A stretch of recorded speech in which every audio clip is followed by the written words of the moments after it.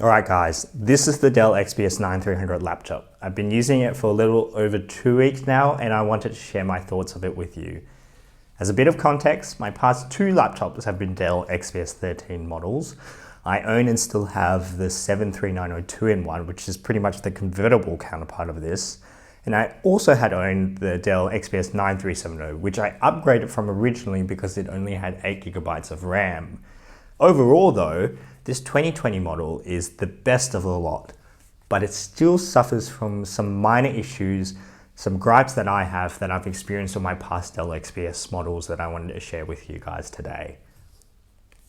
Okay, to start with, let's talk about build quality and design. From the outside, Dell has made some minor tweaks to the build quality that really upped the game of the XPS 13 this year. Now, the main one that I wanted to talk about was the side panels are now all aluminium as opposed to that plastic rubber found on the older ones. It's a really simple but nice change and it just gives the laptop a more premium and sturdy feel, I think. Not to say that there aren't flaws though. So particularly when I pick up the corner from the side, like from a desk or from my lap or something, I get these inadvertent clicks of the touchpad. I don't know whether you can hear that at the moment. And it's something that I also had experience on the Dell XPS 9370 model. It's probably to do with a bit of deck flex that's happening on the laptop. And it's just a little bit unsavory for when you're spending over $2,000 on a laptop. Just something to be aware of. The other thing is that flipping it over, you get your bottom air vent as well as 2 speaker grills. Alongside that, you have these 2 rubber strips. Now, on my older 73902-in-1 laptop, these strips had eventually worn away, so the adhesive had melted and they had fallen off. I had to stick them back on, but because they had already expanded because of the heat, they wouldn't fit in the correct grills and I had to get the whole bottom panel replaced. It's just something that I need to be wary of on this model and something that maybe you should be wary of as well, again because of the high price tags on these laptops. Okay, let's quickly talk about port selection. So on the right hand side of the laptop, we have a USB-C Thunderbolt port and a headphone jack. On the left hand side, a USB-C Thunderbolt port and a micro SD card slot. A couple of quick notes about these. The USB-C ports support charge through, which means that you don't have to run a cable behind the laptop. And they also support 4 lanes of PCIe, which means that you can plug in your GPU and get a slight boost in graphics performance. The other quick thing to mention is that I really like the fact that they've at least incorporated a micro SD card slot. It would have been more preferable to use a SD card slot, but not many manufacturers even include any kind of access for SD card slots nowadays. I use micro SD for photo and video editing, so being able to transfer files quickly is something that's really convenient, and I really wish that more manufacturers would still leave this port in. Okay, so moving on to the interior. I have the black silver model of this laptop, and if you have ever owned a past Dell XPS model, you'll probably be familiar with this black carbon fiber deck. It's comfortable, it's familiar, it's warm to the touch, and it does attract fingerprints, so it's just something you need to be aware of. Personally, I would have loved to try the white model of this laptop. I think it's aesthetically more pleasing, having that contrast of the white deck and the black borders of the screen. But I managed to get this model for a very cheap price, which is hence why I've opted for this kind of configuration. Now the keyboard, let's talk about that. It's one of the biggest improvements to the XPS line for 2 reasons this year. Okay, so the first thing to mention is that the layout now has finally gotten rid of the split arrow and page up and down keys on previous XPS models. This was a pet peeve of mine because whenever I was in a Word document or using Excel, I would always inevitably accidentally press the page up and down keys when I'm just using the arrow keys. I no longer have to worry about losing track of where I am in documents because they have now changed the keyboard layout, so we get dedicated left and right keys. Now the second thing to mention is that Dell has opted out of the maglev keyboard, which they have implemented on past XPS 2-in-1 models. The benefit is that this year the key travel is much more and there's less of a clicky sound when you're using the keyboard.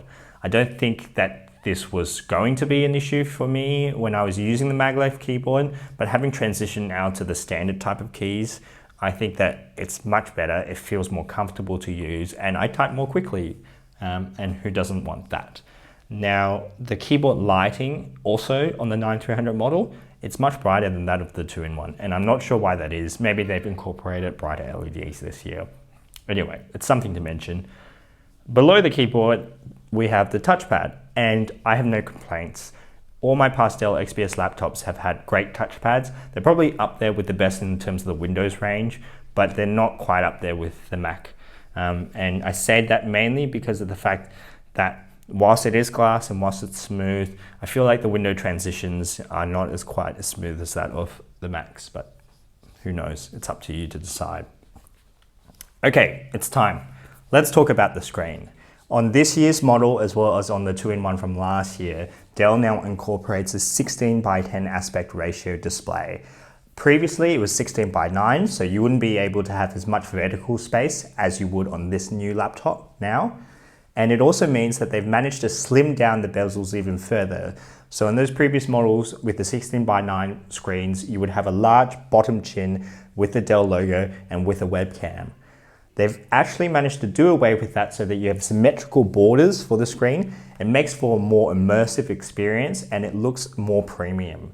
In addition, the webcam has been moved up to the top, meaning that you don't have a view up your nose when you're using the webcam on Skype or Zoom or whatever. And they've also managed to incorporate IR cameras on the 9300 model. So it means that you can use Windows Hello facial recognition for login, and that's super, super convenient.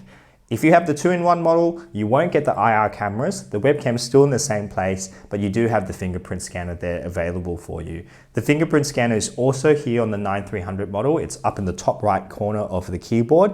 It's quick, it's accurate, and I actually find it's better than that of the 73902 from last year.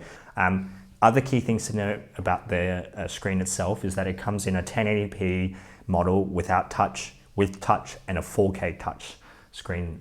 So I have the 4K touchscreen here, and it's superb, it's bright, it's sharp, it's vibrant, and it's very color accurate. But I would probably, if I were to repurchase this, get the 1080p touch model. I have the 1080p touch model on the 73902 and it's just as bright and it's just as color accurate.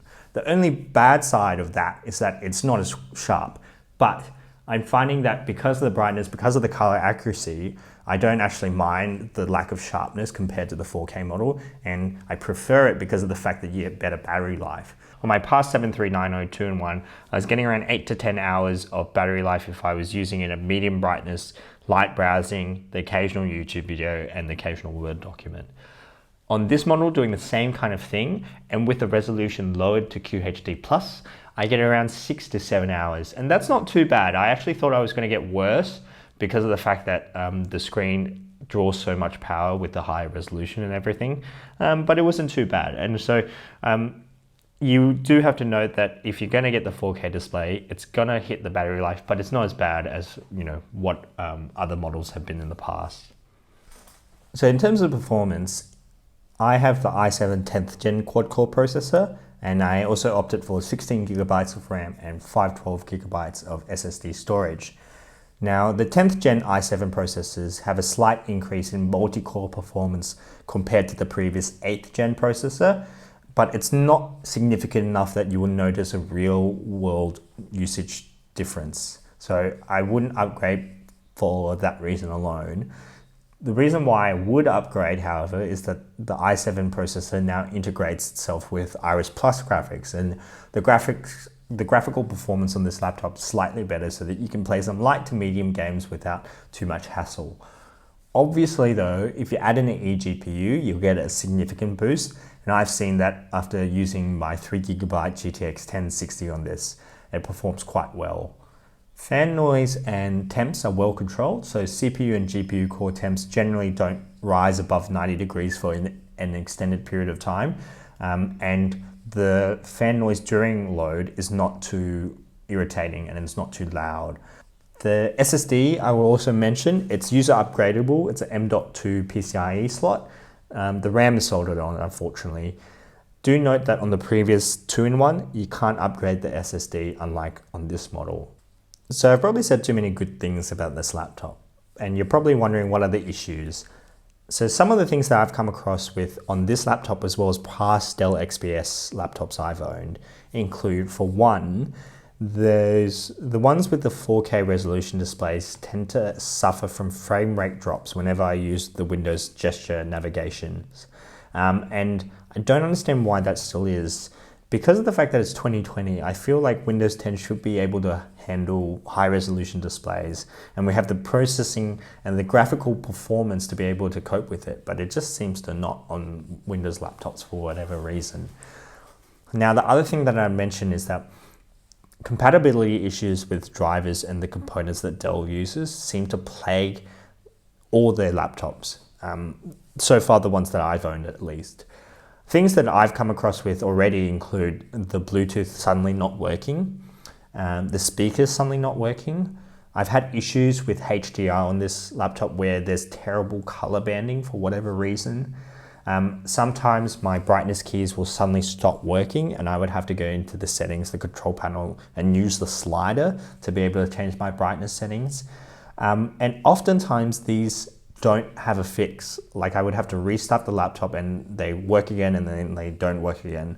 And oftentimes as well, I would look on forums and see many people complaining about these issues and Dell or Windows not really offering solutions.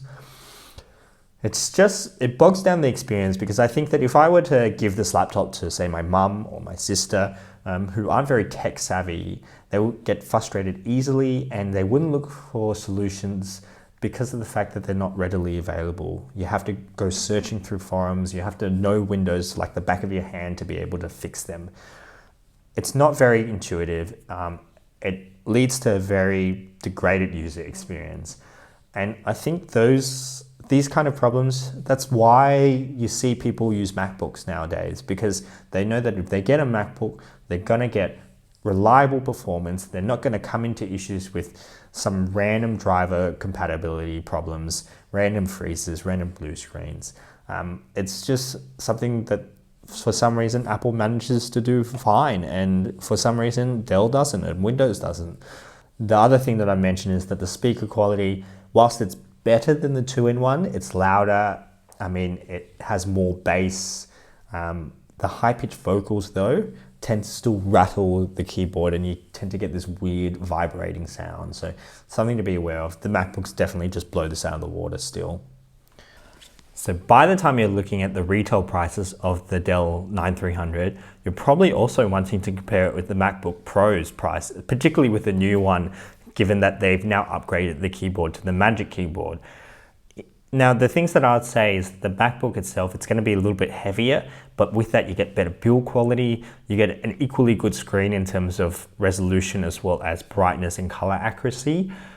You get that reliability that I mentioned before, and you get better speakers. So it's a very tough sell now considering the competition, and I would probably recommend buying this if you can get it at a discount. Otherwise, probably look elsewhere.